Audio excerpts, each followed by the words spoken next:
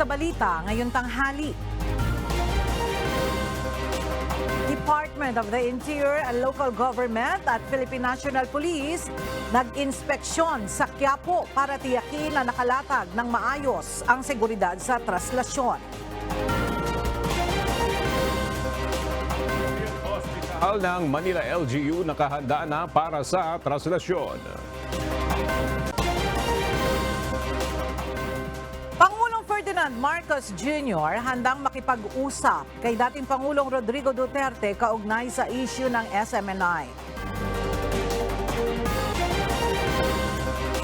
Dating Pangulong Rodrigo Duterte itinanggi ang umano'y sikretong pakikipagpulong sa ilang pulis at sundalo hinggil sa sinasabing destabilisasyon laban sa PBBM administration.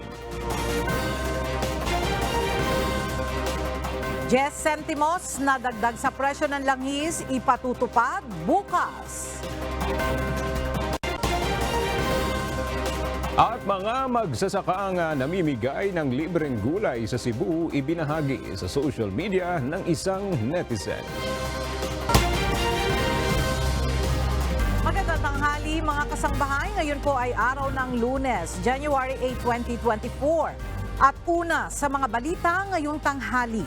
Magpapatupad ng oil price hike ang mga kumpanya ng langis bukas, araw ng Martes, January 9. Sa abiso ng mga kumpanya ng langis, tataas ng 10 sentimos ang presyo ng kada litro ng diesel.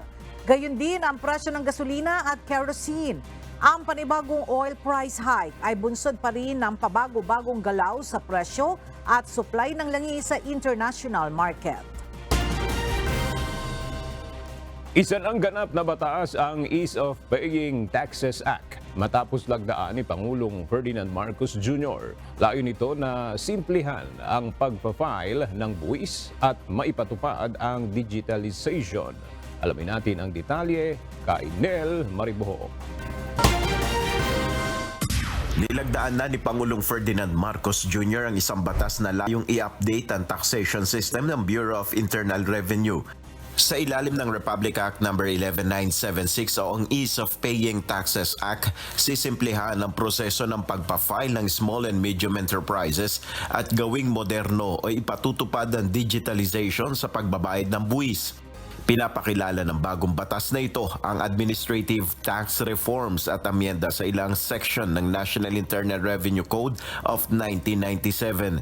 Kabilang na dito ang pag-uuri sa taxpayers bilang micro, small, medium at large, electronic o manual filing ng returns at pagbabayad ng buwis sa BIR o sa mga authorized agent bank o tax software provider.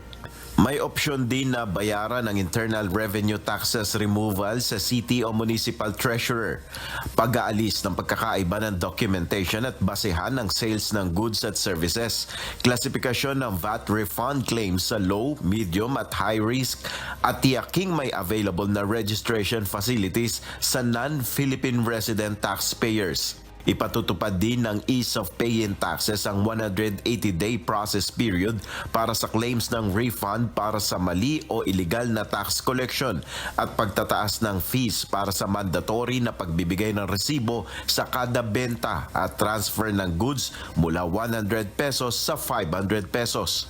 Ayon sa Presidential Communications Office, kabilang ang batas na ito sa priority legislation ni Pangulong Marcos at binanggit sa nakalipas na kanyang 2 State of the Nation Address o SONA. Dagdag ng PCO, ang bagong batas na ito ay susuporta sa 8-point socio-economic agenda ng administrasyon dahil sa mas epektibong pangungulekta ng buwis sa pamamagitan ng inisyatibo na digitalization.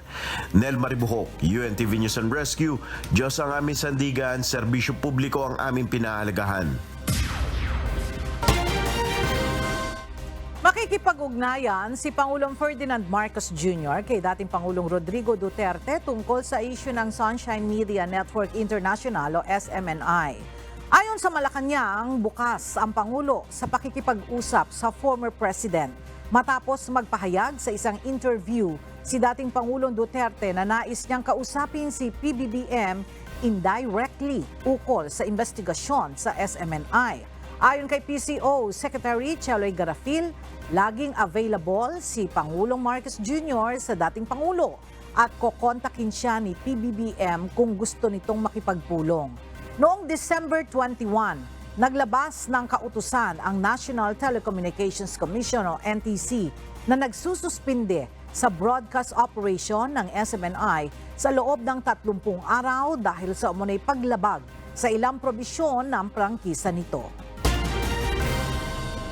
Itinanggi ni dating Presidente Rodrigo Duterte ang umano'y sikreto niyang pakikipagpulong sa ilang pulis, mga sundalo at politiko kaugnay sa sinasabing planong destabilisasyon laban sa administrasyon ni Pangulong Ferdinand Marcos Jr.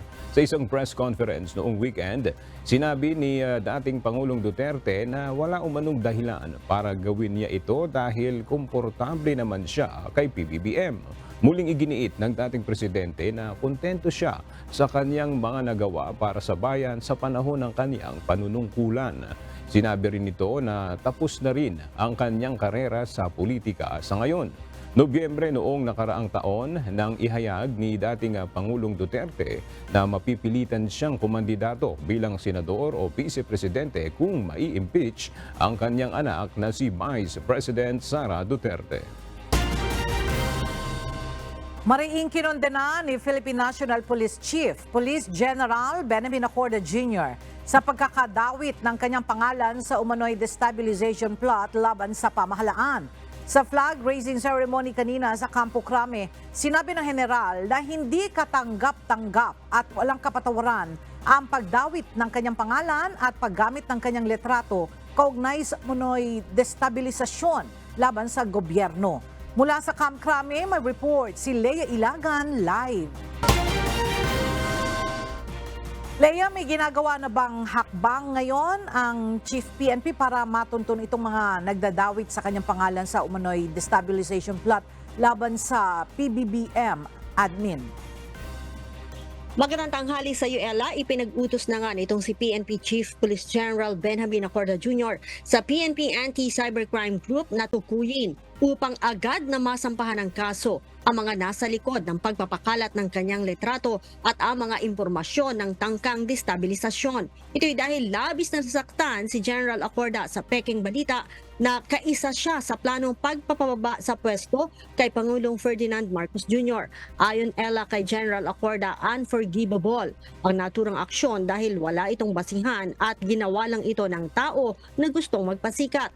Sinabi pa ni Chief PNP na hindi palalampasin ng pambansang pulisya ang paninira sa kanya at sa organisasyon. Noong nakaraang linggo kasi lumabas ang picture ni General Acorda at ni AFP Chief of Staff General Romeo Brawner sa social media kung saan may nakasaad na hinihikayat ng PNP at AFP na mag-resign na si PBBM sa pwesto. Bagay na itinanggi naman ng dalawang general. Kaugnay niyan, Ella, hinikayat din ng pinuno ng pambansang pulisya ang buong pwersa ng PNP na magkaisa at mag-focus sa pagbibigay ng serbisyo at proteksyon sa mamamayan. Balik sa iyo, Ella. Leia, kung sakaling natunton ang kung sino man ang may kagagawa nito, anong kaso ang ipapataw sa kanya? May kaukulang kaso, Ella, yan ng paglabag dito nga sa Anti-Cybercrime Act o law at yan ang sinasabi ng PNP noong nakaraang linggo pa. Nagbabala din, Ella, itong PNP sa mga nagsishare nitong mga picture na ito at nagbibigay din o nagsishare at papakalat sa social media nitong mga tangkang destabilisasyon na idinadawit nga ang kanyang pangalan, ang kanyang litrato at maging ang organisasyon. Nilinaw din, Ella, ng PNP na nanatili silang loyal, professional at tapat sa konstitusyon. Ella. Alright, maraming salamat, Leia Ilagan. Lumabas sa resulta ng pinakabagong survey ng Pulse Asia na pangunahin pa rin sa urgent concern ng mga Pilipino ang usapin hinggil sa inflation o ang bilis ng pagtaas ng presyo ng mga produkto at serbisyo. Gayun din ang issue ng dagdag sahod at ang kahirapan. Samantala, nananatili namang mataas ang approval ratings ni na Pangulong Ferdinand Marcos Jr. at Vice President Sara Duterte. Mula sa Malacanang, ang detalye ihahatid ni Nel Maribohok live. Nel, ano yung detalye nitong resulta ng pinakabagong Pulse Asia survey? Yes, Aga, nananatiling ang inflation, dagdag sahod at pagsugpo sa kahirapan ang pangunahing paring urgent national concerns ng mga Pilipino. Batay sa latest Pulse Asia survey result, sa 1,200 respondents na tinanong, pagkontrol sa inflation ang pangunahing alalahanin ng mga Pilipino na may 72%, dagdag sahod na may 40%, 28% ang nagsasabing dapat lumikha ng trabaho at pagsugpo sa kahirapan na may 25%. Kumpara sa September 2023 survey result, ang salary hike ang bahagyang bumaba ng 9 percentage points. Samantala, nananatiling nakuha ni na Pangulong Ferdinand Marcos Jr. at Vice President Sara Duterte ang majority approval ratings. 68% ang nagsasabing kontento sa naging trabaho ng Pangulo, 74% kay VP Duterte, 49% kay Senate President Juan Miguel Zubiri at House Speaker Martin Romualdez na may 39%. Ayon sa Pulse Asia, halos hindi nagbago ang ratings ni na PBBM at VP Sara kumpara sa nakalipas na survey. Wala pang tugon ng Malacanang sa inilabas na bagong survey result na ito. Yan muna ang ating update. Balik sa iwagan. Maraming salamat, Nel Mariboho. Inilunsad ang kalinisan at inisyatiba para sa malinis na bayan o kalinisan program ni Pangulong Ferdinand Marcos Jr. Layo nito na mapanatili ang kalinisan sa buong bansa tungo sa malusog na komunidad para sa lahat ng Pilipino. Narito ang report ni Jed Neresina. Nagsagawa ng nationwide kick-off ceremony para sa Kalinga at Inisyatiba para sa Malinis na Bayan o Kalinisan Program noong Sabado, January 6, kasabay ng pagdiriwang ng National Community Development Day.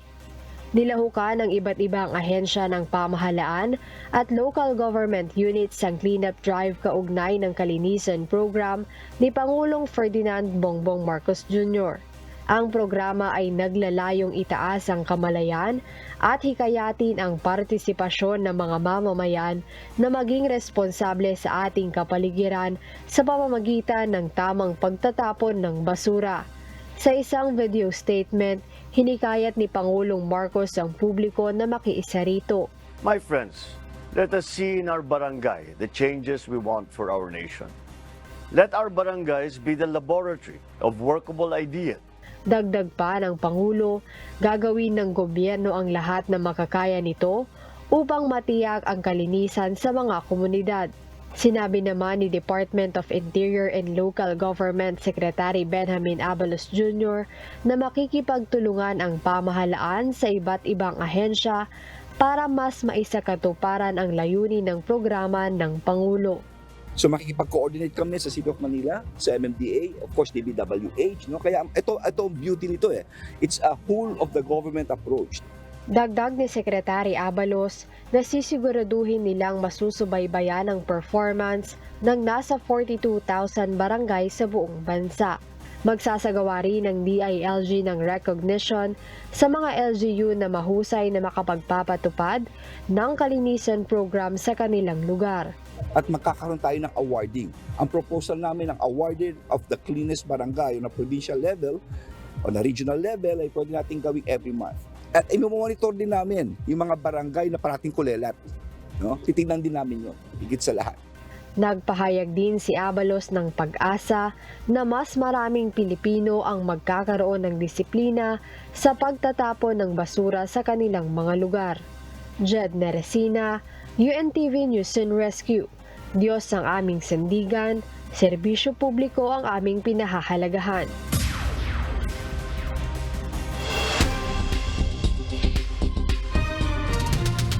Roundup Balita.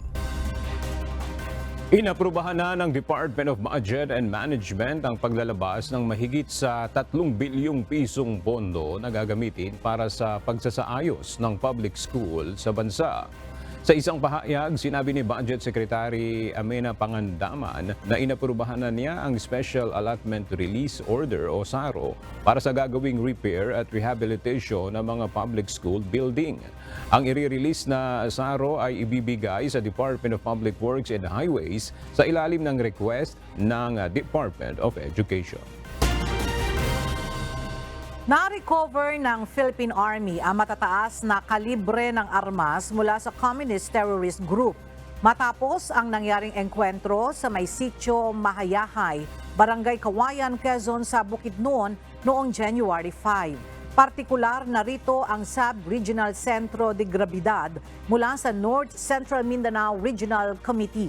Kabilang sa mga nasabat na armas mula sa mga rebeldeng grupo ay ang M16 rifles, mga bala at iba pang uri ng pampasabog. Mayroon ring nakuhang mga backpack, medical paraphernalia, damit at supply ng pagkain. Muli namang umapela ang 10th Infantry Division sa mga natitira pang rebelde sa lugar na sumuko na sa pamahalaan at isurrender ang kanilang mga armas. Nakakita ng probable cause ang Office of the Ombudsman upang sampahan ng graft charges si dating COMELEC Commissioner Rowena Guanzon. Bunsod ito ng paglalahad niya ng impormasyon kaugnay ng disqualification case ni Pangulong Ferdinand Marcos Jr. noong nakaraang 2022 presidential election. Ipinag-utos ng Ombudsman ang pagsasampa ng 2 counts ng paglabag sa Anti-Graft and Corrupt Practices Act laban kay Guanzon dahil sa pagsasabi umano sa isang interview na bumoto siya pabor sa petisyon na i-disqualify si PBBM. Ang naturang reklamo ay isinampa ni na Attorney Ferdinand Topacio at Diego Magpantaay noong May 27, 2022 dahil sa prematurely disclosing confidential information. Wala pang pahayag sa ngayon si Guanzon. Pinayuhan ni Pangulong Ferdinand Marcos Jr. ang mga motorista na huwag pairalin ang init ng ulo sa pagmamaneho. Ayon sa Pangulo, wala namang mabuting maidudulot kung magpapadala sa inis ang mga motorista. Ay nako, yung mga road rage na yan, walang silbi yan. Huwag na tayong madala sa galit. Naintindihan ko rin yan dahil nagdadrive din ako. Talaga kung minsan, iinit ang ulo mo. Pero huwag na tayo magpapadala dyan dahil ang dami pang kailangan, napaka-importante yung kailangan isipin na aksaya na lang ng panahon yan. Ito lamang nakaraang Biyernes, Enero 6, isang road rage ang naiulat sa Taguig na kinasangkutan ng isang taga Bureau of Immigration at isang taxi driver. Nag-inspeksyon ngayong umaga sa paligid ng Quiapo Church si Department of the Interior and Local Government Secretary Benjamin Abalos Jr. kasama si PNP Chief Benjamin Acorda Jr. at si Mayor Hani Lacuna para tiyaking nakalatag na ang ipatutupad na seguridad para sa traslasyon bukas. Mula sa Maynila, kumuha tayo ng update kay Ryan Lacanlale live. Ryan, kamusta yung isinasagawang pag-inspeksyon ng mga otoridad dyan sa Quiapo?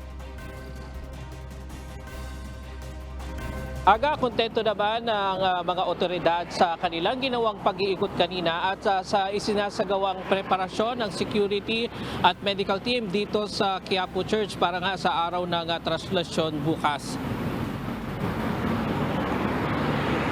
All set na ang national government at ang LGU sa kanilang preparasyon para sa araw ng traslasyon bukas.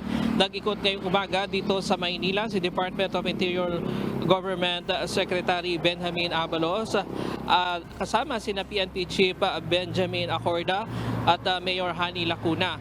Pinuntahan nila ang Quiapo Church kung saan ipinakita ang labasan ng mga tao maging ang ng bawat ahensya. Ayon kay SILG Abalos, maraming mga tao ang kanilang inaasahan ngayon na dadagsa dito sa Quiapo lalo na't wala ng pandemya. Aniya na monitor niya ng personal ang preparasyon sa seguridad ng translasyon. Handa na rin maging ang mga medical personnel, maging ang Bureau of Fire Protection. Paalala naman ni Abalos na sana huwag nang pupunta yung mga kababayan natin na may sakit, matatanda at may mga kasamang bata. At kung talagang hindi naman maiiwasan na hindi pumunta ay sa gilid-gilid na lamang daw sana sila at huwag nang piliting pumasok sa loob para hindi maipit. Sa ngayon ay wala naman daw security threat na natatanggap ang pamunuan ng PNP pero lagi na ang pinaghahandaan ng worst case scenario. Ang lokal na pamahalaan naman aga ay mamimigay ng face mask at meron silang nakahanda na 50,000 face masks. Maninita rin sila kasama ang LGU at ang mga organizer sa mga lumalabag sa mga patuntunan. Bawal din ang pagsusuot ng jacket na may hoodie, sombrero at payong. Ang Bureau of Fire Protection nag-deploy na ng nasa 2,000 na bumbero na may kakayahan na magbigay ng first aid. At yan muna ang latest mula dito sa Quiapo. Balik sa iyo, Aga. Ryan, di ba may mga road closure na gagawin para sa kapakinabangan ng mga motorista? Ano yung mga daan na isasara or saan maaari makipag-ugnayan o makikita ng mga motorista yung update dito sa mga pwedeng daanan at yung mga daan na maaari namang iwasan, Ryan?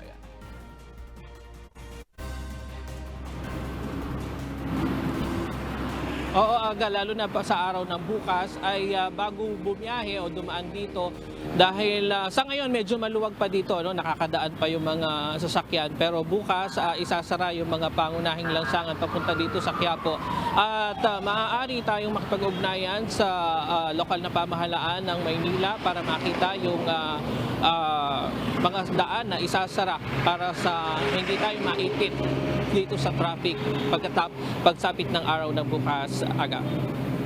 Alright, maraming salamat, Ryan Lacanlale.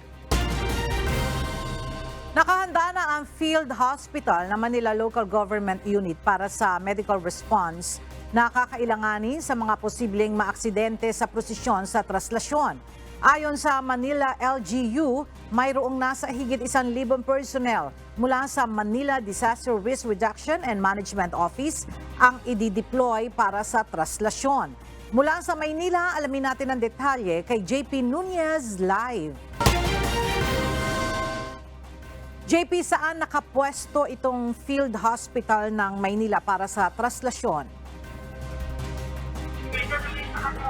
Ella, itong Field Hospital ng Maynila or yung Advanced Medical Post ng Manila LGU para sa traslasyon ay nakalagay yan dito sa kartilyo ng Katipunan, malapit sa tabi ng mismong municipal building ng Maynila. At nakahanda na nga sa ngayon ang Field Hospital ng Manila City LGU para sa traslasyon bukas. Mayroong nasa 30 hospital beds ang nakaset up dito sa kartilya ng Katipunan sa tabi ng municipal building ng Maynila. 5 dito ay para sa red category o yung mga pasyente na kailangan na ng immediate recovery na halos katulad din ng mga intensive care unit sa hospital. 10 o 10 ay para sa mga red category na pasyente o yung mga malalang kaso pero pwede pa namang ma-delay ng bahagya yung paunang lunas na dapat maibigay sa pasyente. 15 naman ay para sa mga green category o yung mga pasyente na minor lamang ang natamong injury o sugat. Ayon sa Manila LGU, mayroon silang nasa 46 na mga ambulansya, 34 na fire assets, 10 rescue boats at 6 na utility vehicles para sa traslasyon bukas. Samantala, bukod sa Manila DRRMO, mayroon ding set up ang Red Cross para sa pagbibigay ng first aid. Gayon din ang puwersa ng UNTV Rescue kung saan nasimulan ng mai-set up ang tent malapit sa Quiapo Church na gagamitin para mag-provide ng first aid sa mga posibleng maaksidente sa traslasyon. Ella, naka-red alert status nga yung Manila DRRMO para sa traslasyon bukas kung saan nasa higit 1,000 na personnel nila yung ide-deploy para dun sa emergency and medical response. At sa ngayon, itong nasa aking likuran, nagkakaroon na rin ng setup yung Philippine Red Cross para naman magtayo din ng field hospital at meron din silang ilalagay na mga hospital bed dito para din dun sa medical response sa traslasyon bukas. Yan muna ang ating latest live mula dito sa Maynila. Balik sa iyo, Ella. Maraming salamat, JP Nunez. Sinuspindi ng National Capital Region Police Office o NCRPO ang lahat ng permit to carry firearms sa lungsod ng Maynila sa loob ng 3 araw bilang bahagi ng preparasyon sa seguridad ng prosesyon bukas. Ayon kay NCRPO Chief Major General Jose Melencio Nartates Jr., ipatutupad ang gun ban sa loob ng lungsod mula alas 7 ng umaga ngayong araw hanggang alas 7 ng umaga sa Miyerkules, January 10. Kasama naman ang paggamit ng drone sa no-fly zone policy sa lugar na nag-umpisa kahapon at tatagal hanggang Miyerkules, habang no-sail zone naman ang ipinatutupad sa South Harbor at Pasig City, kabilang na ang Quirino Grandstand kung saan magsisimula ang traslasyon. Nagpaalala naman si Major General Nartates sa mga motorista na ipatutupad ang road closures at rerouting mula alas 9 ng gabi ngayong araw hanggang sa araw ng prosesyon. Kinwestiyon ng ilang mambabataas ang ginawang petition drive para sa charter change. Nasa 100 piso rin ang umano'y ang halaga kapalit ng bawat lagda para sa petisyon para sa People's Initiative na mode ng pag-amyenda sa saligang batas. Narito ang ulat ni Rosa Licol. Inihayag ni Albay 1st District Representative Edsel Lagman na isang pagpupulong ang ipinatawag para sa mga alkalde ng kanyang probinsya noong January 5. Ipinaalam umano sa kanila na People's Initiative ang gagamiting mode para sa isinusulong na pag-amyenda sa saligang batas. Binigyan umano ang mga ito ng mobilization funds at forms na pipirmahan ng at least 3% ng registered voters ng legislative district kung saan kabilang ang kanilang munisipalidad. Bibigyan umano ng 100 piso ang bawat botante na pipirma sa Petition for People's Initiative. Nai-advance na umano ang kalahati ng pondo sa municipal mayors at kanilang coordinators. Pangbuong bansa umano ang hakbang na ito dahil ipinadala ang form sa mga kongresista na kabilang sa iba't ibang political parties. Kwinestyon ni Representative Lagman ang petition drive at tinatanong kung sino ang nasa likod nito. Dagdag pa nito, ano ang isinusulong na amyenda sa konstitusyon, saan galing ang pondong ginamit at bakit binibili ang Voters Initiative. Si Kabataan Party List Representative Raul Manuel posted sa Facebook page ang kopya ng naturang petisyon dahil maraming netizens umano ang nagpadala sa kanya ng form. Tanong nito, kaninong inisyatibo ba ito at ito ba ang paraan upang itulak ang People's Initiative? Samantalang si House Deputy Minority Leader at ACT Teachers Party List Representative Franz Castro, iginiit na hindi tsatsa ang pagunahing pinoproblema ng mamamayan kundi ang taas na presyo ng mga bilihin, lalo na ng bigas. 3 ang paraan upang amyendahan ang konstitusyon, ang Constituent Assembly, Constitutional Convention at People's Initiative. Rosa Licoz, UNTV News and Rescue. Diyos ang aming sandigan, serbisyo publiko ang aming pinahahalagahan.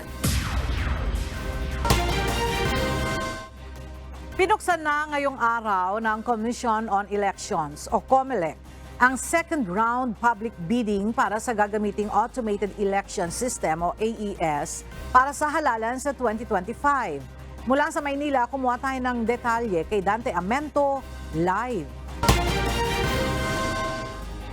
Dante, ilang bidders ang nagsumite ng bidding documents? Magandang tanghali, Ella. Alam mo, Ella, no, gaya ng unang public bidding noong December 14, 2023, may isa lang o lone bidder na nagsumite ng kanilang bidding document. Ito rin ang kaparehong kumpanya, Ella, na joint venture na Miro Systems Company Limited noong first bidding. Ayon sa Special Bids and Awards Committee o SBAC, may 6 naman na bumili ng bidding documents. Ito ang Dominion Voting Systems, AMA Group Holdings Corporation, Electrotech Consultant and Management Inc., Indra Philippines Inc., SMMT, TIM o Smartmatic at ang Miro. Ngunit isa lamang Ella ang nagsumite ng mga dokumento kanina. Una nang na-disqualify itong kumpanyang ito noong nakaraang unang bidding dahil sa mga nakitang depekto sa kanilang mga isinumiteng dokumento. Sa ngayon, Ella, ay nagpapatuloy pa ang evaluation ng komite sa mga dokumentong isinumite nitong lone bidder. Kabilang sa mga dumalo sa opening of bids ngayong araw ang Commission on Audit o COA Resident Auditor, Citizens Arms tulad ng NAMFREL, Lente at iba pa. Dagdag pa ng SBAC, muli ring tinangka kanina, Ella, ng Smartmatic na magsumite ng kanilang bidding documents pero hindi ito tinanggap ng Secretariat dahil wala namang nakuhang Temporary Restraining Order o TRO ang kumpanya mula sa Supreme Court. So mamaya, Ella, ay antabayanan natin kung ano ba yung magiging resulta nitong bidding na ito, kung hindi ba madidisqualify ulit itong kaisa-isang bidder o kaya sila ay magtagumpay na sa kanilang bids para sa automated election system na gagamitin natin sa 2025 elections. Yan man natin ang update mula dito sa Maynila. Balik sa iyo, Ella. Maraming salamat, Dante Amento.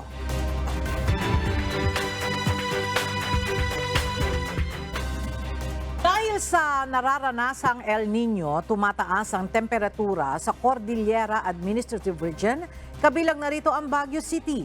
Mula sa Baguio City, makibalita tayo kay Grace Flores live. Grace, ano ang temperatura ngayon dyan sa Baguio City? Yes, Ella, magandang tanghali. Ang naramdamang temperatura ngayon ay nasa 17 to 21 degrees dito sa Baguio City. Kilala ang lungsod ng Baguio dahil sa malamig na klima kaya tinagurian itong summer capital ng bansa. Ito ang dahilan kaya ang mga turista hindi nawawala sa kanilang bucket list ang City of Pines upang maranasan at ma-feel ang malamig na temperatura. Subalit sa nararanasang El Nino phenomenon, umiinit ang temperatura sa lungsod at sa Cordillera Administrative Region. Ayon kay Engineer Larry Esperanza, ang Chief Meteorological Officer ng Pag-asa Baguio, sa buwan ng Marso inaasang tataas na rin ang temperatura sa lungsod lalo pa at magtatagal ang El Nino hanggang sa ikalawang quarter ng kasalukuyang taon. Sa tala ng Pag-asa Baguio, 30.4 degrees Celsius ang pinakamataas na temperaturang naramdaman sa lungsod ng Baguio na naitala noong March 15, 1988, kasabay ng 1988 El Nino season. Inaasahan naman na mas tataas sa 4 degrees Celsius ang temperatura sa ibang mga lalawigan ng Cordillera kumpara sa Baguio at ibang mountainous areas sa region. Nagbabala naman si Engineer Esperanza sa masamang epekto ng El Nino sa kalusugan sa pagkakaroon ng mas mainit na panahon. Samantala, Ella, ang pinakamababang temperatura sa Baguio City para sa taong 2023 ay nasa 10 degrees Celsius na naitala noong January 16, 2023. Yan muna ang balita mula dito sa Baguio City. Balik sa iyo, Ella. Maraming salamat, Grace Flores. Bilang paggunita sa National Zero Waste Month sa bansa ngayong buwan ng Enero, isang kakaibang proyekto ang inilunsad ng Bayan ng Daet sa Camarines Norte na naglalayong makabuo ng bahay gamit ang materyales mula sa solid waste. Mula sa Daet, Camarines Norte, makibalita tayo kay Brian Baldaraje live. Brian, paano binubuo yung bahay na gawa sa solid waste dyan sa Daet?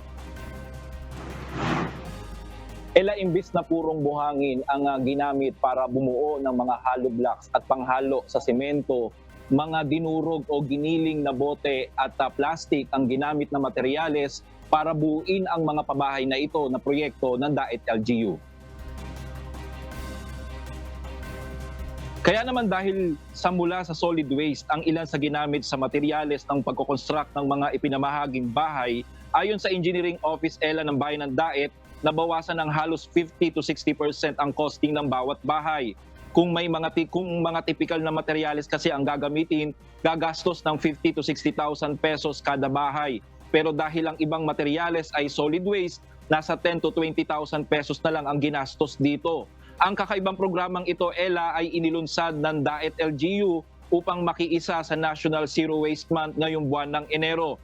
Tinawag ang naturang programa na pabahay mula sa basura. Ikinatuwa ng 2 pamilya mula sa bayan ng Daet na naging benepisyaryo nito. Ela, ayon sa Daet LGU, patuloy na isasagawa ang naturang programa para sa mga benepisyaryo nito kung saan karamihan din dito, Ela, ay pawang nasa paghahakot ng basura ang hanap buhay. Yan muna ang latest mula dito sa Daet Cam Norte. Balik sa inyo, Ela. Maraming salamat, Brian Baldaraje.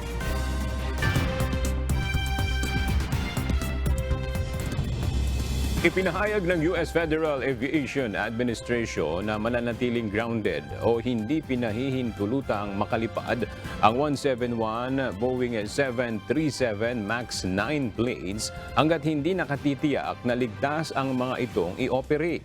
Nagsasagawa ng inspeksyon ang US Aviation Regulator sa jets matapos na masira ang fuselage ng isang Alaska Airlines plane noong Biyernes, January 5. Batay sa FAA, prioridad nito ang kaligtasan ng flying public. Libu-libong pasahero naman ang nakansila ang kanilang flights dahil grounded ng major US airlines ang ilang dosena ng jets. Agarang maglulunsad ang North Korea ng military strike bilang tugon sa anumang provokasyon. Ito ang pahayag ni Kim Yo-jong, kapatid at pangunahing kaalyado ni North Korean leader Kim Jong-un. Sa gitna ito ng pagpapakawala ng artillery shells ng North Korea malapit sa border nito sa South sa loob ng 3 sunod-sunod na araw. Ayon sa militar ng Seoul, mahigit sa 60 artillery rounds ang pinaputok ng Pyongyang araw ng Sabado, January 6.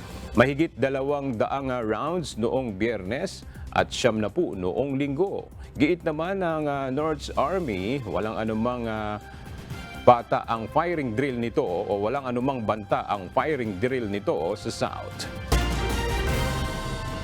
Inako ni US Defense Secretary Lloyd Austin ang responsibilidad sa anyay secrecy o paglilingid kaugnay ng week-long niyang hospitalization dahil sa hindi pa tinukoy na medical condition. Na-confine ang 70 years old na si Austin sa Walter Reed National Military Medical Center noong January 1, 2024. Ayon sa Pentagon, bunsod ito ng komplikasyon kasunod ng isang elective medical procedure. Inaakusahan naman ang Pentagon ng pagpaliyang ipaalam agad ito sa Kongreso gaya ng nakasaad sa batas. Hindi pa malinaw kung naibahagi rin ba ang impormasyon sa administrasyon ni President Joe Biden. Batay sa ulat, noong January 4 lang ito nalaman ng American Chief Executive.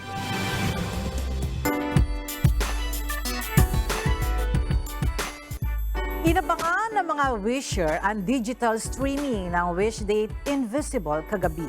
Mapa-online man, naantig pa rin ang mga manonood sa bawat madamdaming eksena na hatid ng short film.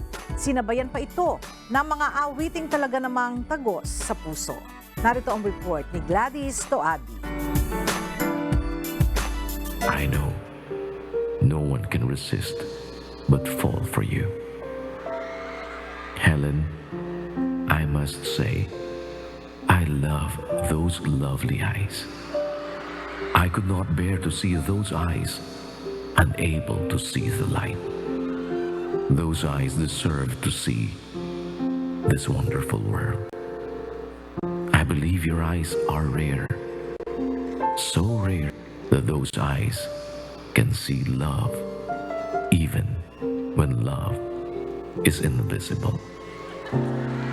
I want you to see me, to see clearly my invisibility.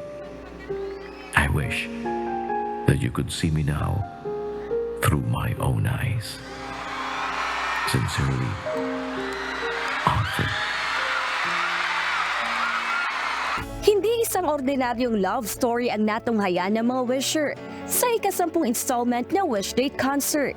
Sa ginanap na digital streaming ng Wishdate Invisible kagabi, maraming manonood ang talaga namang dalang-dala sa bawat eksena, lalo na sa pagtatagpo ni Helen at Alfred. Hindi naman kailangan na ibigay mo sa akin yung mga mata mo. Sometimes,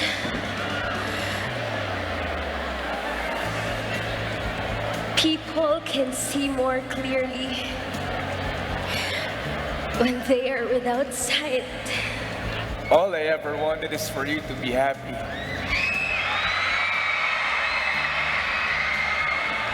Kahit masakit, Kahit ang kapalit nun is sakit sa damdamin. I wish for you to know how much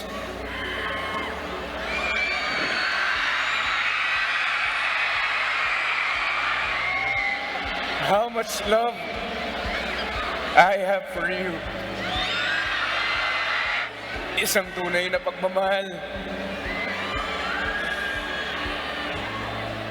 that only your heart can see. Alfred, I thank God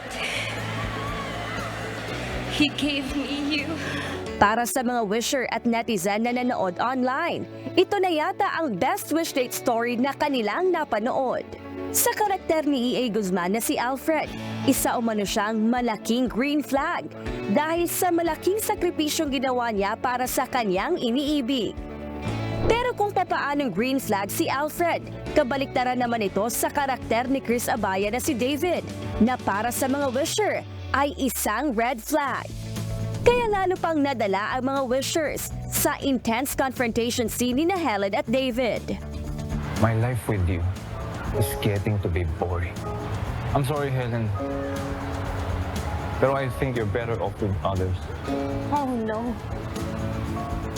You are not sorry, David.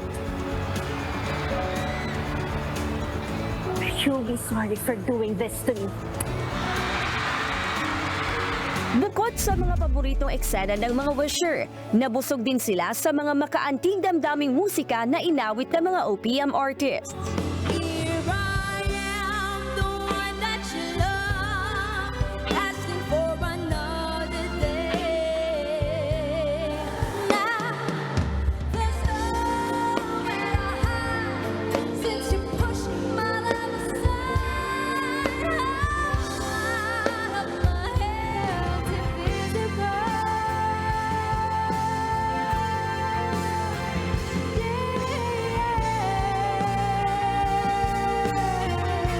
Dahil muling namangha at nasatisfy ang mga wishers sa tampok na storya ng Wishdate Invisible. Ngayon pa lang ay inaabangan na ng mga ito ang mga susunod pang kwento na ipapakita sa mga susunod na Wishdate concert. Kung hindi mo pa napapanood ang buong kwento ng Wishdate Invisible, pumunta lamang sa official YouTube channel ng KDR Music House.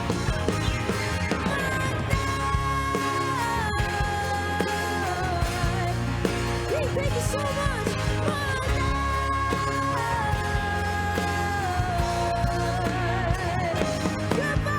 Gladys Tawabi, UNTV News and Rescue. Diyos ang aming sandigan, serbisyo publiko ang aming pinahalagahan.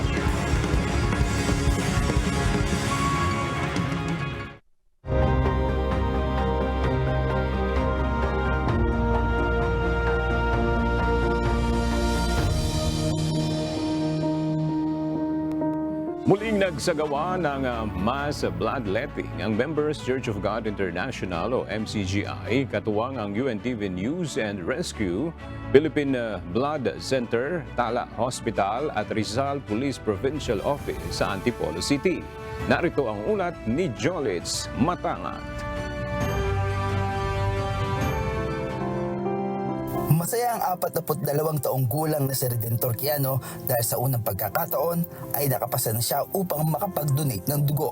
Ayon kay Redentor, noong unang subok niya ay hindi siya nabigyan ng pagkakataon makapagbigay ng dugo dahil mayroon siyang sakit kaya hindi ito pinahintulutan.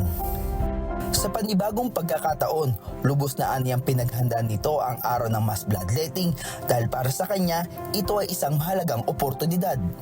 Napakaganda po, mabuting gawa po. Maganda po sa kalooban po na po, may kaba, pero masaya po pagka nakuha na po ng dugo.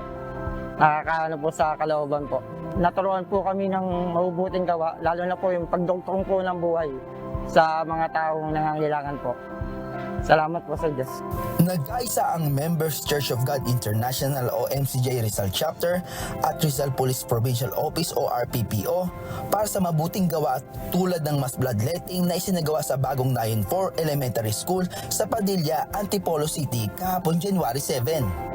Ayon kay Police Staff Sergeant Rodil de Monteverde, masaya ang kanilang hanay na maging kabahagi ng naturang advokasya na pagtulong sa nangangailangan. Masaya po sa amin na makapaglingkod po kami sa community.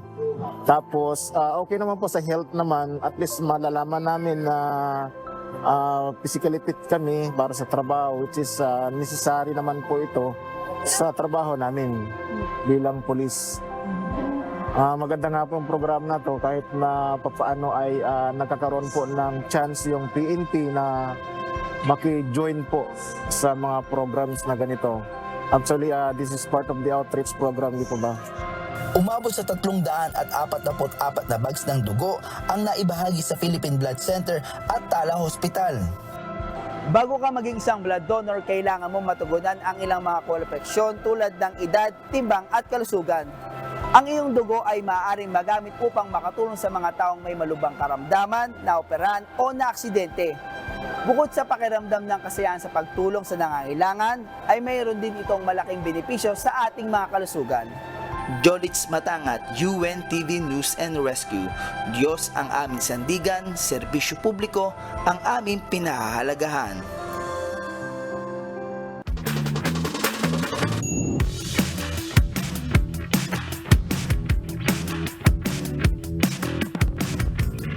Ibinahagi ng isang netizen sa social media ang mga magsasaka na namigay ng libreng gulay sa Cebu.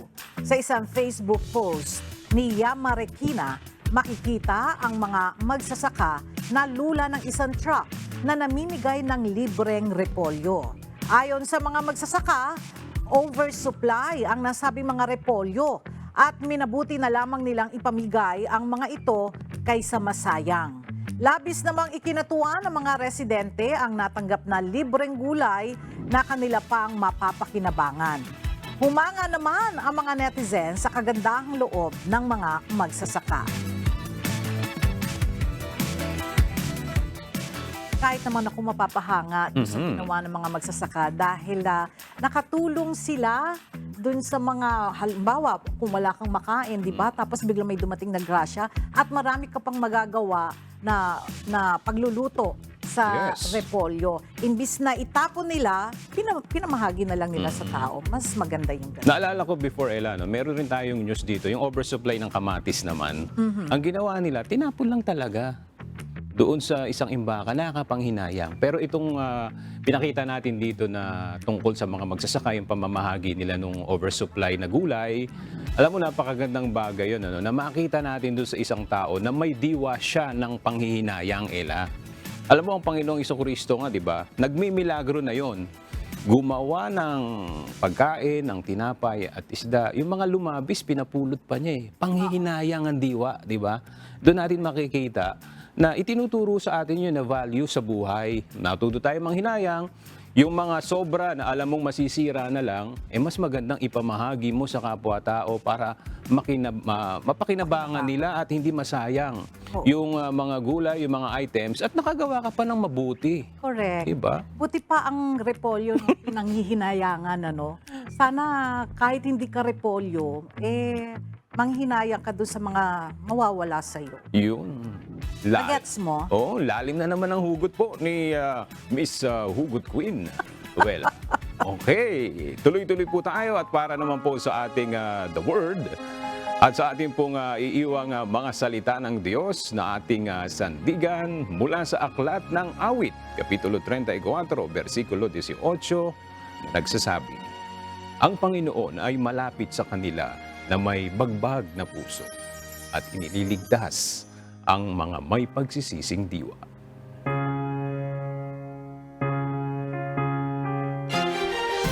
At yan ang mga balitang aming tinutukan at inaksyonan dahil sa aming pagbabalita, una, ang pagkalinga sa kapwa. UNTV News, may balita saan mang panig ng daigdig. At dito sa UNTV, Diyos ang aming sandigan, serbisyo publiko ang aming pinahahalagahan. Magandang tanghali.